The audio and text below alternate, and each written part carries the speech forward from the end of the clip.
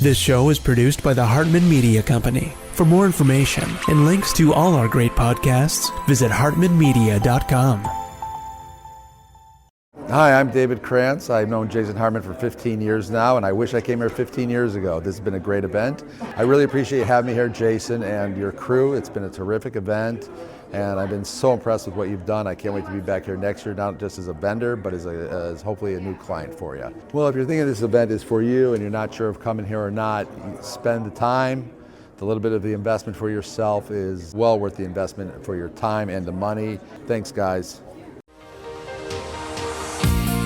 Welcome to the Creating Wealth Show with Jason Hartman. You're about to learn a new slant on investing, some exciting techniques, and fresh new approaches to the world's most historically proven asset class that will enable you to create more wealth and freedom than you ever thought possible. Jason is a genuine self-made multimillionaire who's actually been there and done it. He's a successful investor, lender, developer, and entrepreneur who's owned properties in 11 states, had hundreds of tenants, and been involved in thousands of real estate transactions. This program will help you follow in Jason's footsteps on the road to your financial independence day. You really can do it. And now, here's your host, Jason Hartman, with the complete solution for real estate investors. It is my pleasure to welcome one of our many, many wonderful clients, and that is Jonathan Hau. He and his wife have been investing for several years now, and he's transitioning, or has transitioned, I guess, from the software business and then being in a couple startups over the years to doing real estate full time. Jonathan, welcome. How are you? Hi, Jason. Thanks for having me on. I'm doing great. Yeah, it's great to have you. Thanks for coming on. We always love these case studies. You know, the listeners tell us that's one of the best things is when they hear other people's stories and how other people are doing it. It's just great. So you give us a little bit of your background maybe to start with, Jonathan. You lived in the Bay Area where all the startups are, and I know you were involved in a few of those. Yes. Yeah. So I lived in the Bay Area in San Francisco for most of my life up until around 2017 when I moved to Portland, Oregon with my family. And we were just, trying to get out of the rat racy Bay Area. And that turned out to be a really great move for our family. But while we were in Portland in 2018, we sort of became accidental real estate investors. Right. And that was sort of what started us on a journey of investing in long-term rentals. And, we've been really enjoying the experience. Excellent. So you were in the San Francisco Bay Area, then you moved to Portland and then became an accidental real estate investor. And what you mean there is you had a personal residence you converted to a rental, right? That's right. Yeah. We wanted to move to a different part of Portland that we were attracted to. And we found a home, and we were thinking about the decision whether or not to sell our primary residence or to rent it out. And at the time, the interest rates were super low.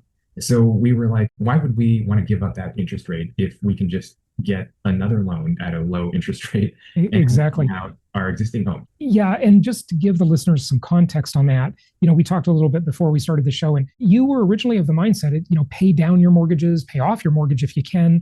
And then you had a friend that told you to use leverage as a wealth building tool, right? That's right. Yeah. Initially, we thought, we wanted to pay down our debt as quickly as possible so that we just didn't owe anything and we could keep our expenses low and just live humble means, save up more cash for retirement and that sort of thing. But our really wise friend basically told us, does it really make sense if the interest rates are low right now? Because, you could take that time to pay it back slowly and use the cash to invest elsewhere. And of course, we didn't know what to invest it in at the time, but we thought about that. And then we realized, it totally does make sense to leverage. And leveraging using the mortgage basically was what we found to be really helpful in taking that money and investing it in another home, which was our primary residence. Yeah, excellent choice. And when people buy properties, they have the choice. They can either try and put as much cash into the property as possible, or they can put as little into it as possible and leverage that property. And, the famous philosopher, mathematician from ages ago, Archimedes, said, give me a lever long enough and a fulcrum on which to place it, and I will move the entire world. And that's what leverage does for us. It increases our power. That's leverage. And the thing people don't realize a lot of time is when they put a lot of cash into a property, or maybe the property's appreciated and they've got a lot of equity into it, same idea, there's an opportunity cost to that money sitting there not doing anything. It's not working for you, And so I'm really glad you realized that, and I'm glad so many others have, but there's still a lot of people that haven't realized that, and we have facts to back it up. because about 40% of the country owns their home free and clear. Can you imagine those people? Basically almost half the country is not getting the benefit of leverage. And so, of course, the leverage magnifies your return, and that's good. It reduces your risk. That's kind of counterintuitive, but I've talked about that on the show. And then, of course, it gives you inflation-induced debt destruction. It's just the wisest choice pretty much always. Jonathan, I did a video a long time ago you may have seen where I talked about like the only time to ever pay cash for your house or to pay your house off.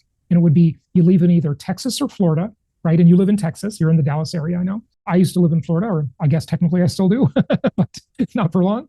Those states have great homestead asset protection laws. And the only reason even then you'd want to do it is if you just have so much cash, you need a place to park it, right? There's really no other reason. So yeah, it's great that you realize that.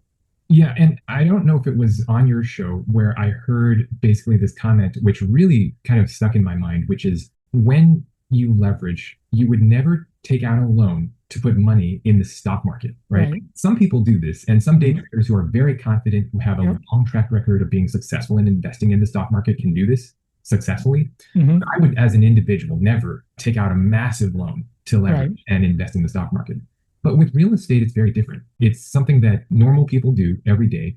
You know, the system for getting a mortgage loan is designed for safety. And, you know, when my wife and I started looking at real estate loans, so these are investor loans, standard conventional investor loans, the banks do all the underwriting to ensure that the amount of rental income that can be generated from the property will cover the mortgage, right? So even if you're not really great with numbers, and I'm definitely not one of those people, trying and attempting to get a loan from a bank is far easier to leverage and take money out in order to purchase an investment property. And then trying to do that in the stock market. Right. No, in the stock market, you know, you can usually do a margin, right? And you can basically do 50% margin, but you can get a margin call, you know, when that stock goes down in value. And it can be very risky. And, you know, the interest rate on those margin loans is pretty high. So it just doesn't make sense because the real estate has got different characteristics, as we've talked about before. You know, I know you've been listening to my show for a few years and you've heard me say it probably, right? Where, you know, you've got the income, and the income is what pays for the debt. And you just can't really get a margin call on real estate very easily. I mean, I guess you could, but it's just not very easy to have that happen. That's why it's just such a historically proven investment. And the whole system incentivizes the getting a mortgage and having a big mortgage because you get the tax benefit, you get lower risk. And, you know, arguably now I'd say inflation is 5 or 6% in real terms. I mean, the government's telling us it's lower than that, but, you know, 5-6%, right? So if you have $1 million in loans, just inflation alone is paying off $50,000 a year. Can you imagine that? If you're making $100,000 at your job, right? It's like getting a 50% raise. You're getting $50,000 in extra income. It's not income specifically, but it builds your wealth. It's wealth building. So that's right. Yeah. Really powerful. I mean, there's so many advantages to it behind the scenes that I think people don't really think through long term. But I think in retrospect, as we've been slowly building our small portfolio, we've really seen the power of how leverage can really help build wealth over a long period of time. It takes a long time. I mean, it's definitely not a get rich quick scheme, but it's definitely something that I think has the potential to build wealth for many over a long period of time. Yeah, no question about it. So what attracted you to real estate? I mean, it was before your wise friend told you to use leverage. You were interested in real estate, right? Yes. And, you know, I think just as sort of like a natural knack, my wife and I, we love going to open houses and just looking at home layouts, you know, room designs, you know, just the way that things are oriented. We're always looking for opportunities or, you know, homes that, you know, we think would be a great place for our family to stay in. And location matters a whole lot, of course. But I think the thing that really sort of changed my perspective on real estate investing was for a number of years, we had asked a property manager to help us manage our properties. And, you know, we paid, I think, somewhere around 8 to 10% for their services. And we thought it's a relatively okay deal for them to help us out with that. But then we realized once the contract is signed and once, you know, the tenant is placed, it's really not that much effort I agree. To manage tenants. And, you know, that was something that I started to look more into. And then I realized, hey, you know, why am I paying a property manager to manage my properties if I can manage it myself? Couldn't agree more. And good property managers are extremely rare. They're like the unicorn. You're in the tech business, or you were in the tech business. You know what a unicorn is, right? They're rare, definitely. So it's certainly true. Sometimes, and you've heard me say this on the show, of course, Jonathan. I would argue that it's actually easier to manage yourself than having a manager, because the manager has a separate agenda and they get in the way. And that wasn't always that way. That wasn't always that way throughout history, because we didn't have the tools and the technology we have today. But today, you don't need a manager. Listen, I'm saying this, and the vast majority of our clients have managers, right? But I'm trying to talk them out of it. I'm trying to get them to see the virtues of self-management. And what they usually do is they peel off one of their properties, two of their properties, and they start managing themselves. They see how easy it is. And then they're just like, Jason, I'm all in on self-management. Much easier. And let me tell you something. Could I share a story? Yeah, and it's way more profitable too. Not just to mention that. That's right. Yeah. So a couple of years ago in Portland, one of our properties had a tree that was damaged during an ice storm. Mm-hmm. And the property manager that we had hired at the time called me up and said, "Hey, the tenant has reported that this tree is sort of leaning in a dangerous direction, and we're going to need to kind of take care of having this tree cut down and processed." So I said, okay, well, how much is the quote from a tree company to take care of the tree? They said it's $3,000. Wow.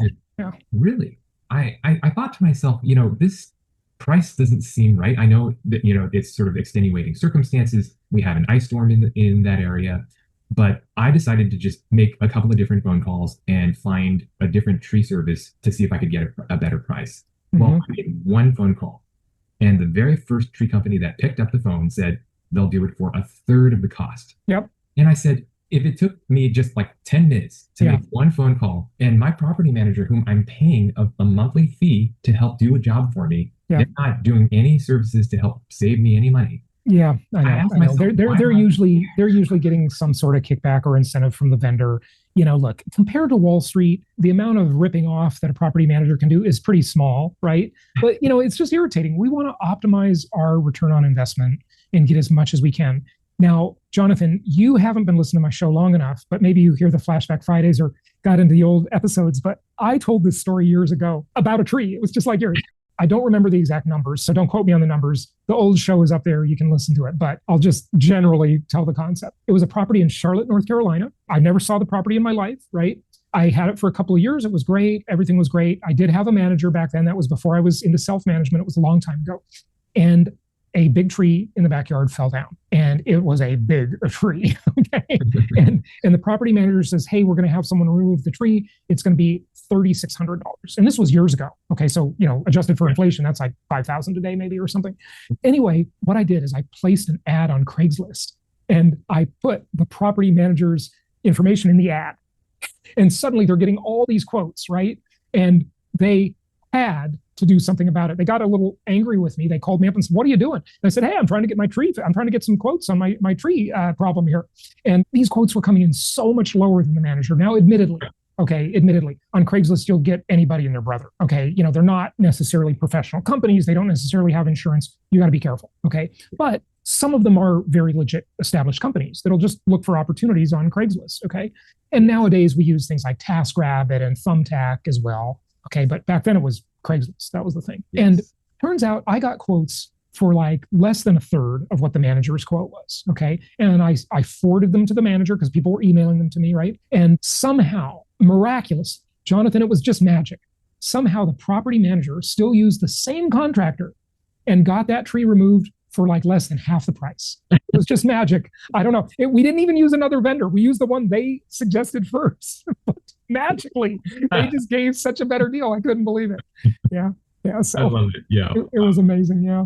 Yeah, it's the power of leverage. But, I think that it goes to show that, just a little bit of effort. Oh, very little effort too. Can make such a change in the way that the negotiation discussion occurs. Absolutely. And that's something that I think I've started to learn over the years, which I didn't realize was so powerful, but it really does have a powerful effect in being able to negotiate much better terms. Absolutely. And you know what people have to realize, Jonathan? They have to realize that what they're paying their property manager is false advertising.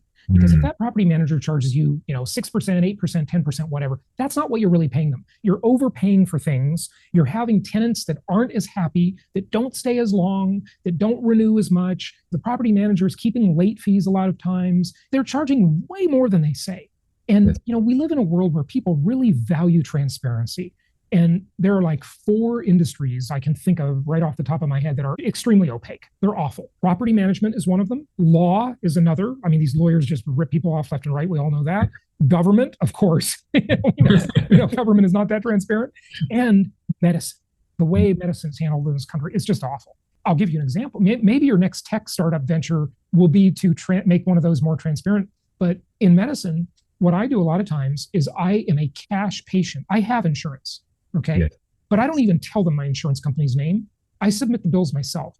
And it is amazingly magical how much less expensive my medical care is when I just pay cash.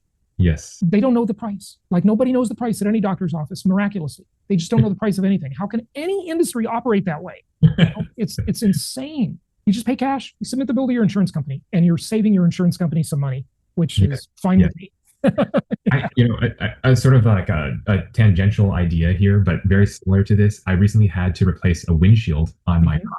Oh yeah, that's you called Safe Light, right? I call them Safe Light, but I've done that a couple of times, 3 times, I think. Yeah. But I was just flabbergasted because I realized that there's this whole scam between companies and insurance companies. Oh yeah. And, one thing that I think insurance companies could do much better to get real smart is just to simply ask their policyholders to get a cash quoted price and send it to them in writing. Yeah. That's all policyholders need to do. Folks, the reason our insurance is such a complete ripoff is because the insurance companies are getting ripped off. Okay. And the Safe Light thing, exactly. They said, well, we can submit it to insurance and it's like, I don't know, $400 or something like that. But if you just pay cash, it's $199. Yeah, exactly. It's like the same exact windshield, it's so ridiculous. Yeah. I think it's fair to protect your insurance company. Okay. I mean, it's just the right thing to do. Don't let them get ripped off, and don't you get ripped off by a property manager or anybody else for that matter. Yeah. Yes. Yeah. I think that rings so true. I think that goes for anything that we're paying for through a different party, like always ask what the price is on your own independently. Yeah. Just say cash patient. And, in Florida, there's so much international tourism there. Like, the big hospitals and medical providers, they all have a international division, and international people pay cash. Okay. Yeah. And they deal with their insurance from their own country or what, I don't know what they do. And so when I figured out that trick, I just started paying cash for my medical care. And it's amazing how cheap it is. I'm going to save these insurance companies some money. Yeah, it's really crazy. But anyway, we're off on a tangent here. So what are your plans for your real estate portfolio? Any questions you have, feel free to fire away. And speaking of the whole cyclical versus linear market cycles and hybrid markets, I think we are very much, in the Sarah Liskey camp, where we like to invest in both linear and cyclical. And look in markets where there could be a potential increase, if things are not. There's really one market where you can kind of play both sides of that fairly well, and it's Phoenix. The Phoenix metro is a boom and bust town. Right now, there's a lot of properties on the market here. I happen to be sitting in Scottsdale when I'm recording this. This is a market where you can get those big upswings without the terrible cash flow and the tenant friendliness and landlord hatred that you get in a place like California or Oregon or Washington State. All of those markets they're just terrible to landlords. Okay. And by the way, that's a cost that doesn't show up on the pro forma. Okay. So, if you have a California property, for example, or an Oregon property, and you have a tenant problem, it's going to be very difficult. The courts and the regulations will side with the tenant, not with you. And that could cost you a lot of money. Whereas in a place more like Arizona, which is much more landlord friendly, not the most landlord friendly. The most landlord friendly state in the country is Arkansas, but Arizona's pretty good, and you'll just have a better overall experience in a market like that. Yeah. To me, areas where there's strong job growth and strong commercial growth always means that families and households are going to want to move into those areas. Yeah. And for those reasons, those will always be areas where long term there will be appreciation. Yeah, I agree. And you're paying for the privilege of having that big upswing that, will inevitably come when, market's crazy again, rates are crazy. It's pretty boring right now, obviously, but it'll come for sure. Hey, speaking of which, are you interested in note investing? A lot of our clients are doing that right now, and you don't have the multidimensional aspects. It's not as good as owning the properties for sure. But I mean, hey, getting 12% on your money for just a year is a pretty good ROI. It's definitely very good. It's actually something that I've been discussing with my wife. I think we have been waiting to pull the trigger mainly because I think we're hopeful that we can find something in the next 6 to 8 months that we can pull the trigger on. And for another property, you mean? Yes. To add to your portfolio, yeah. Yes. Yeah. So I think that's really where we're at, and we don't want to tie up all the money in a note right now. So we've been thinking about it. We've been receiving your emails, and I really appreciate all the really great content that you've been saying about it, because I think that's been really very, very helpful. Yeah, that's one alternative for you. The other thing in terms of, look, I'm not a market timer, right? But if you're going to time the market, okay, I would say the key is to get in the market and get properties purchased before Powell leaves. Okay. When Jerome Powell leaves, we are most assuredly going to see lower. I mean, I would bet a lot of money that we will definitely see lower rates. And, Powell's probably going to do 2 cuts before he goes. Thought seems to be he'll do 2 cuts this year. Then he's gone, next spring for sure, if Trump can't get him out sooner. But as soon as that changes, things will change very, very rapidly in terms of the market. I mean, existing supply will get gobbled up quickly, and prices will start to go up, and we're going to see some bidding wars again, unless the population declines or we add a whole bunch of millions of new houses suddenly somehow. I don't think that's happening anytime soon. It's interesting. I appreciate that insight. And I think when it comes to timing, like, nobody really knows for sure. But I think that you have like a really strong hunch about that. But I think, we are always actively looking, and, we're always looking in different pockets, going to open houses and seeing what's out there. Yeah. But I appreciate that insight, because I think it's really wise advice. Good stuff. Hey, I got to ask you, are you using my AI chatbot? Everybody listening needs to start using that. I have not tried it yet. I'll look into it after the call. It is trained on almost everything I know. So you can ask it questions, and it's just available 24/7. It's a great tool. That's cool. The folks that are using it talk to us about it all the time, and they just absolutely love it. So take advantage of that. It's jasonhartman.com/AI. Just a great free tool for you. Okay. I'll definitely look at that. Good stuff. Good stuff. Well, Jonathan, thanks for sharing your case study and just chit-chatting with me about some other stuff too, and a few rants. But anything you'd like people to know before you go about investing or anything? I think the main thing that I would tell myself, my earlier self, if I were thinking about investing, is really aim for the long term and think about how property appreciation can really build over time, and be patient with your investing, because there's nothing like being patient and waiting for something to grow over a long period of time. Imagine if suddenly got rich really, really quickly. Well, then you would spend the money really, really quickly as well. Right. But saving it over a long period of time teaches individuals how to be patient and know how to spend it wisely as well, when you get into your more mature years. That's a really good point. And, I guess you could look at that from 2 sides, right? Saving to buy the investment is one side, but the other side is, at the very least, in the worst case, you know what real estate is? It's a forced savings program. In the worst case, I have a friend who I recently saw on someone else's YouTube channel. He's made a lot of money in his life and lost a lot of money, and he's very reckless about his spending. Okay. When he's got money, he just blows it all, like immature. Okay. And, he's not young anymore. Okay. But he just blows money. You just can't save it. And I saw him being interviewed by this other guy, and he says, the thing that's been the best for me in all my life is the real estate, because it keeps me from spending all my money. It's hard to get to the asset, right? You got to refinance it, or, get a home equity line or something to get the cash out. And, it's just hard to access, so he didn't spend that money, and he built up substantial wealth over the years with the real estate. So. Yeah, wise words. Yeah, it's good. Good stuff. Well, Jonathan, thanks so much for sharing your story. We really appreciate you coming on. All of you listening out there, we'd love to have you on the show. If you're a client, you've got a case study to share. We've had some great ones over the years. And Jonathan, thank you very much. Thank you, Jason.